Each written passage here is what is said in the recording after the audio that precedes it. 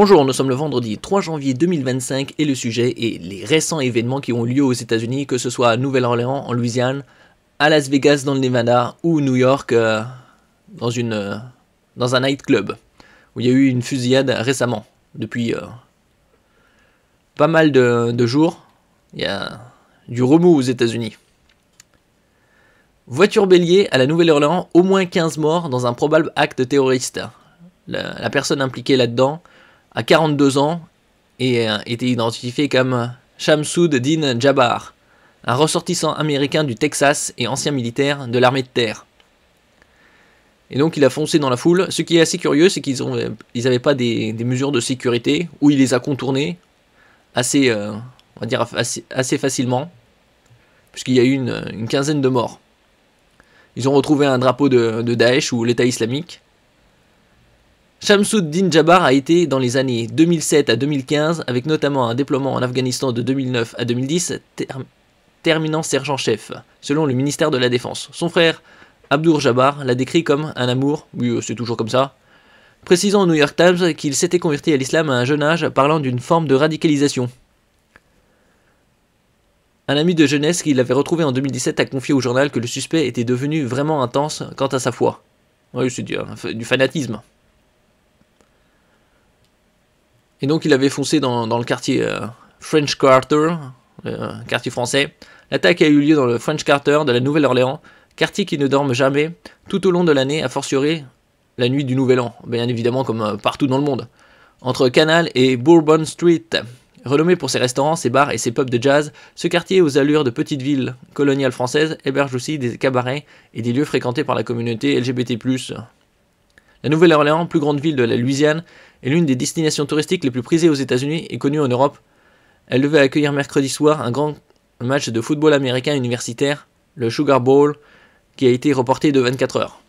Puisque dans un mois, il y aura environ le Super Bowl, le très grand match aux États-Unis. Il y a eu également une explosion d'un Tesla Cybertruck en face d'un hôtel de Trump. Donc c'était, la personne cherchait à faire un double coup, détruire un Cybertruck qui appartient qui est une firme appartenant à Elon Musk, qui est un très bon ami de Donald Trump, futur président. Dans 17 jours, il sera investi 47e président des États-Unis.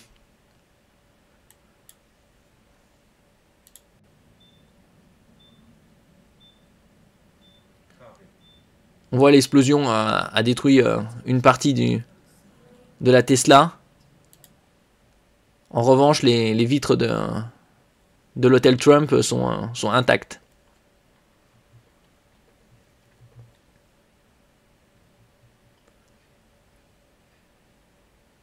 Donc il y a eu quelques blessés. Et le seul mort, c'est l'occupant du véhicule.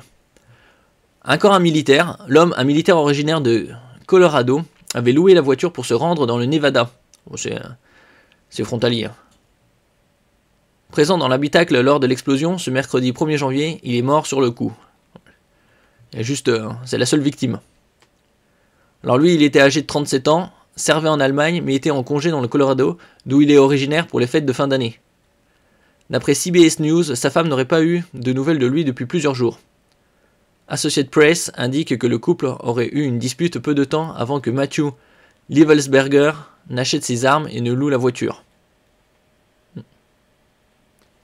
Cette dernière qui a explosé devant l'hôtel Trump n'appartenait pas à Matthew Livelsberger et était louée auprès de l'agence Turo par celui-ci. Le premier acte terroriste à la Nouvelle-Orléans, c'était également un véhicule loué sur la même plateforme, Turo. Ses proches affirment qu'il avait bien loué le pick-up, mais ne savent pas pour quelle raison. Encore un militaire instable. Ce qui est assez curieux que ça se passe 3 semaines avant l'investiture de Trump. Bon, ça s'enchaîne. Et il y a eu également une fusillade, un incident. Au moins 10 blessés dans une fusillade près d'une boîte de nuit à New York. Après, est-ce que c'est lié ? C'est juste les événements qui sont proches les uns des autres. 6 femmes et 4 hommes âgés de 16 à 20 ans ont été touchés par balle. Aucune des victimes n'est en danger de mort, selon la police. Donc ça, On va dire que c'est mineur, puisqu'il n'y a pas de mort ici. Mais ça reste assez curieux qu'il y ait autant d'événements proches l'un des autres.